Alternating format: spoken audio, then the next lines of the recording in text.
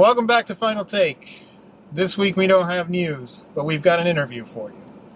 Joining us today is Bobby, director of The Last Today, and then John is in the back seat, of course, and I'm on your left. Driving Miss Daisy.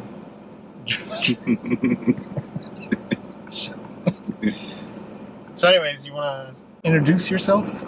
I'm Robert, director, writer of The Last Day, short film. That's John and you as well helped me on. John Crude, he was an excellent slate boy. And, I like the verb, how you use crude as a verb. I like that. And of course, you helped me storyboard and so many other stuff. Special effects. Edits. Stuff. That's my credit on the film. Yeah, stuff. What was your credit on Last Today? Stuff. I did stuff. John, you're slate boy, and he's just stuff. I'm also like location scout, so you could kind of put that into my credentials. I was a scouter. John, you're asking for too much.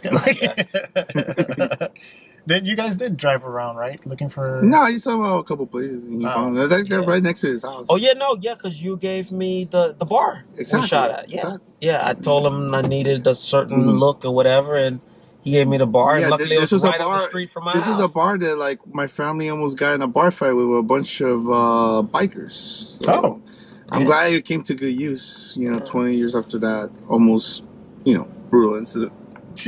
Yeah, it's true. Like, these guys came out because my brother-in-law lost his cool, and because he thought that the bartender wasn't serving him, and then he lost his shit, and then all of a sudden it's like some white guys just came out behind us, and they were ready to beat us up. We managed to escape. Ah, good. Yeah, exactly. And don't forget, this is the same bar that Denzel shot a scene in. Oh, really? What was it, for the Mighty Quinn or no? For Out of Time. Oh, really? Mm-hmm. Oh, that's cool. Mm-hmm.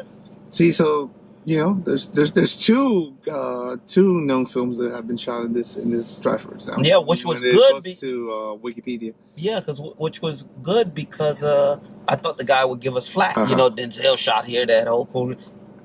No problem at all. Super chill. Yeah, that's cool. No problem at all. That's actually awesome. I didn't know that. Actually, I've never seen that. In fact, he's the one who told me. I didn't even know that. Oh, really? The owner told me. Yeah. That's a good start. How do you find how people are with using locations in Miami-ish area? Given their locations and how giving to charge you time, and stuff giving like you space, stuff like that. This guy was good. This location was a little easier because we only needed the parking lot and the exterior of the location. Oh, I'm sorry.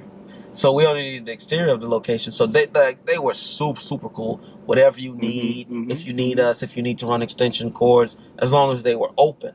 Remember, we were doing night shoots, and so everything was closing. I think we started at 12 with that. I got there around after the concerts I went to. I got there around 12:30, and everything was closed down. Didn't they turn off the lights at 2 a.m? Yeah, so the lights were on a timer for 2 a.m. So we might have gotten there before 12. No, I think you guys got there probably because I got there an hour late. Yeah, I think we got there 11. 10 or 11. Yeah, standard slave boy style.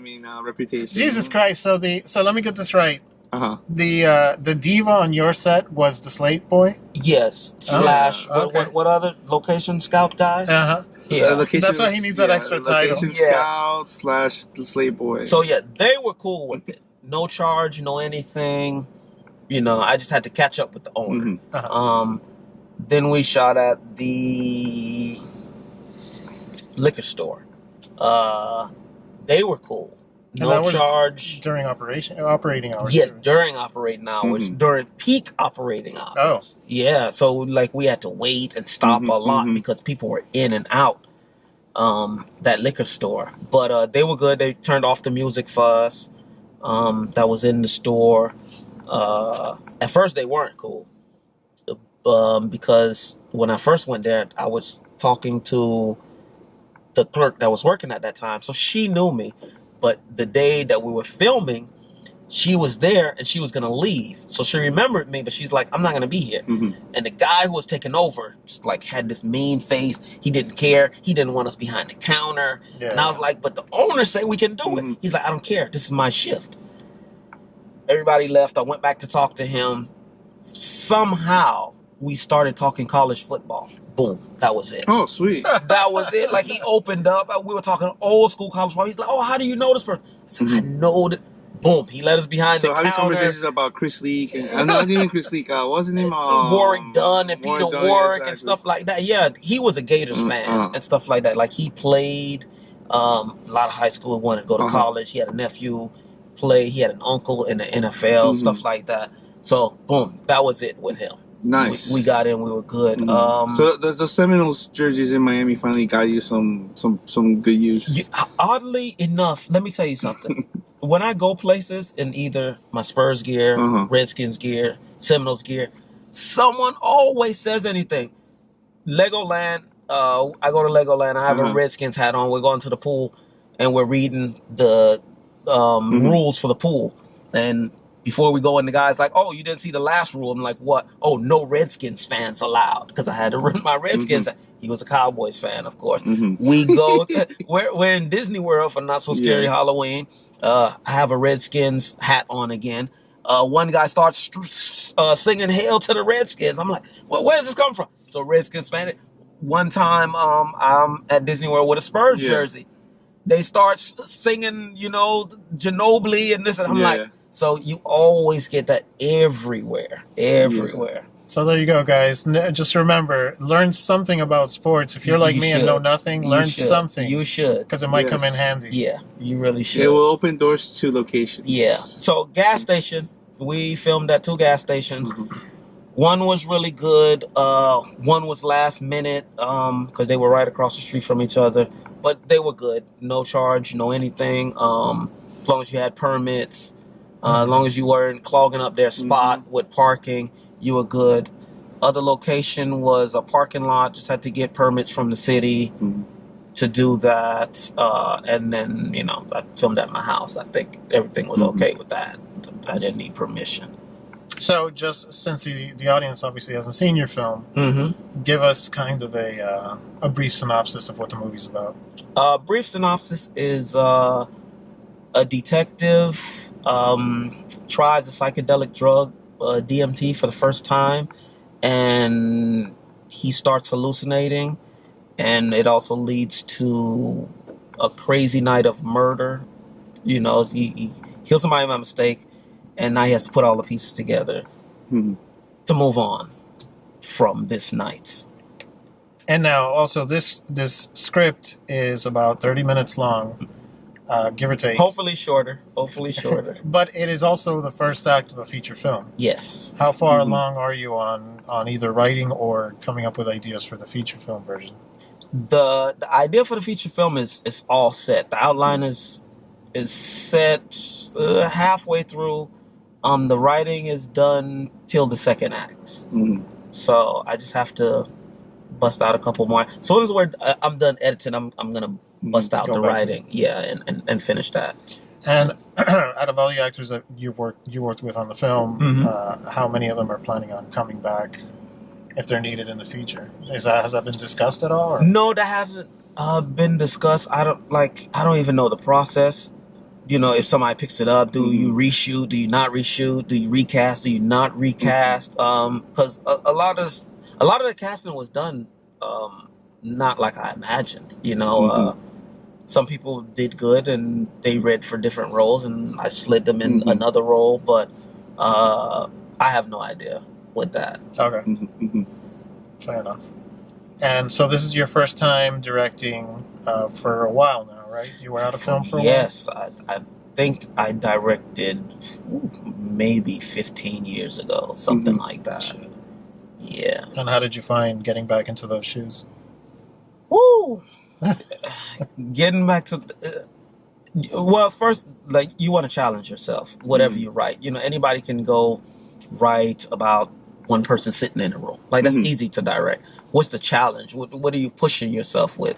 So maybe I challenged myself a little too much. with all the effects and the animation and the CGI, but it's consuming. Like you really have to eat, live, sleep, poop, what you're doing, and I did that, and I'm still doing that because we're still editing and stuff. So the challenge is there. The challenge is there. The mental challenge is there to keep yourself motivated. It's whew, it's. Well, go ahead. I was gonna ask. You've had contacted multiple collaborators to work on special effects, to work on editing. Also, a couple of some friends from that work in the industry, like DPs and whatnot. What recommendations will you make for young filmmakers that are trying to get their hands towards other people, that they can actually assist them in pretty much a shoestring budget situation? The first thing is to be planned and prepared. Have a blueprint. Like, that's the first thing. Because even when you're planned and you have that blueprint, things still go off kilter. And you mean a blueprint that's more than just a screenplay, right? Yeah, more than a screenplay. I'm talking about storyboarding, shot lists. You know every layer of your script. When I was doing or planning for the CGI and stuff like that, I knew the basics of CGI. You green screen this, you green screen that, but there's way more to it. Way more to planning those shots. So you really want a visual effects supervisor, which basically I was, but you want a separate visual effects supervisor.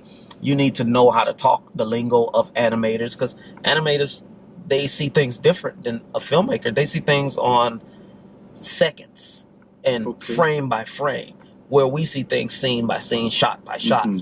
It's, this one shot is 30 seconds. That's all they see. One frame per second for 30 seconds. Yeah. That's how much I'm animating.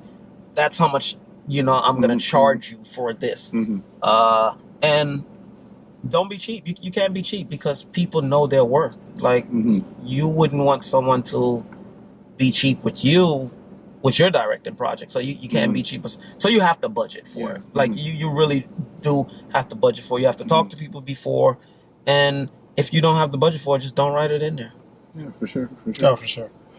Yeah, definitely stay within your means when you're working on a short film. Which I didn't do. So, well, then comes the other side, which is you have to call in favors. A lot of favors. Yeah, a lot of favors. And that's why I've always said, like in Crypticon panels and stuff, when it comes to filmmaking, it's okay to work for free for people that are going to pay you back in favors later. Yeah. Because eventually, when you start shooting a short or a feature, you're going to have to need to have that support. Yeah, exactly. And you're going to have to call in every favor that you might be owed. Definitely. So definitely keep that in mind.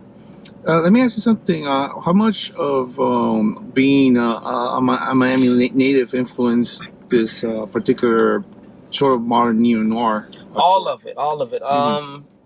Me, basically, I'm proud of where I'm from. So you want to show that in your film, because your film is part of you. So by you showing where you're from and Miami, we tried to get some of downtown Miami, Bayside, a lot of historical monuments, the stadium. Yeah, we shot in Freedom Tower, exactly, the AAA stadium. Exactly, those are big staples of Miami. So part of the story is a layer of the story is Miami, is the setting of where the story takes place. Because anytime somebody thinks of Miami, it's South Beach and partying and neon lights and palm trees. And this is supposed to be the grittier side of Miami, the dark alleys, the back alley deals, and the corruption. So that's going to be part of the story. All right. So tell us about the cast and how you came to, I guess, know them or learn about them, and any other details, like reasons why you wanted specific people. Okay. Cast, first the lead, Owen Miller. Funny thing is, I didn't even want to cast him. I knew Owen for a long time, and since 2001, I want to say. while in film school. He read for us a while back, and we used him for everything. In fact, he was in my last movie that I filmed in '05 or whatever. The description wasn't even for a black guy. It was for a white guy. And so I never bothered Owen with it. In fact, I sent it to Owen initially when I was done, just to let him know, hey, I'm writing this.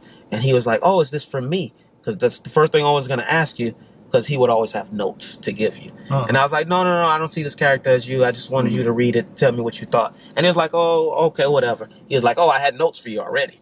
But since it's not for me, don't worry about it. And I was like, okay.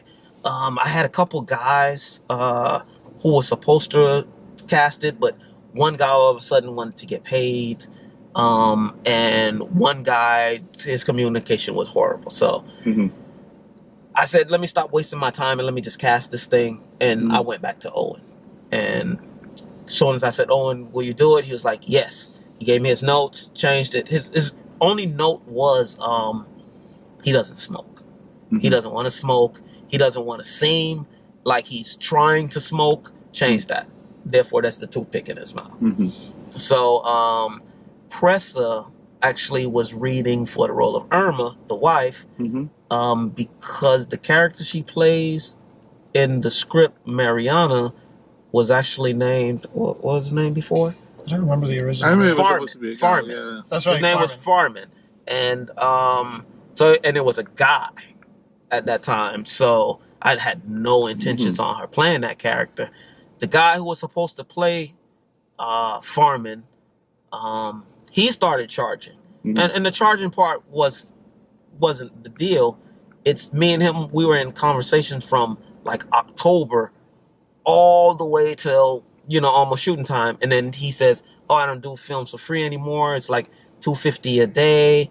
And I just didn't think it was worth it at that time, even though like I wrote the character for him, so like it hurt when he couldn't do it. Yeah. But Pressa did it, and she did it with an accent, because at that time he wasn't even Russian yet. Yeah. Then changed it to a female, changed it for Pressa to Mariana, and made her Russian. Whose idea was that? Was that hers? No, that was my idea, because the part of the story later, the repercussions have to be from the Russian mob. Okay. And that's the only reason she became Russian, because the Russian mob is a mob that's prominent in Miami. Okay. Yeah, so that was like the only reason. That's why I wasn't the Asian mob or whatever, because she looks Asian, but and the only reason it's Russian and she looks Asian and I was okay with that is because Kathleen tutors a Russian family and they look Asian. Yeah, there's like that Eastern European. So and I saw that a lot. So I was like, all right, I can sell this. Irma, the mom, the wife, was done by Rachel, and she wasn't the original one. It was actually another girl. Her communication was not good with me. She was all on board. We exchanged emails. She went AWOL. Just stopped communicating with me. I moved on. Contacted this other actress. She couldn't do it in the time when we were going to shoot. So I went with Rachel. I found her on Backstage site for actors and actresses. And she was great. Couldn't complain. Amanda, the makeup artist, did her makeup, made her look older. Since Owen is an older character, I had to adjust that. And the remaining actors were from Poli's movie. No. Don was from Poli's movie. I met him at the screening for Poli's movie. And then the other policeman was at the screening of Poli's movie, and I met him there for the first time. And when I wrote, I told him I'd write a story, I'll put him in. You consider foremost a writer. What are the things that you believe you brought into this project that you feel stand out over perhaps other short films that you've been able to see recently? I try to have it authentic as possible. From the police uniforms with the patches and the Miami logo and the badge. A lot of people were like, hey, why don't you just make them undercover cops and you have a badge? Yeah, that's easy. That's what everybody does. Yeah, you know, that's not as authentic as possible. So that's what I tried to bring. That authentic feel of Miami. Of course, the low lights, you know, and thanks to Matt for that. Yeah, of course. Because he's the DP that's making that possible. You just tell him what you want and he can give it to you.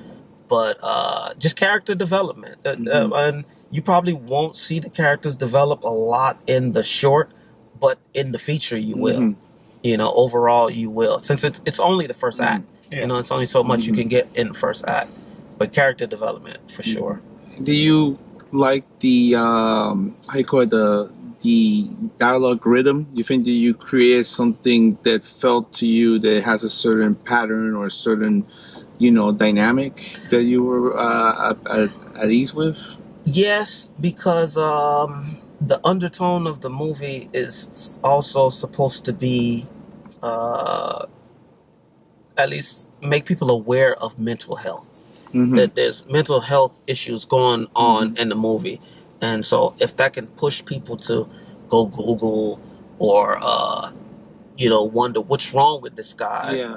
And you just give that awareness to mental health, you know, that would help. Also, it's supposed to be a film noir. That's first. And there's elements of film noir that should be followed. With dialogue, with tone, with setting. And stuff like that, and I tried to follow those things. So, as I guess as a more personal question, who are directors that you admire and appreciate, or that inspire you? David Fincher.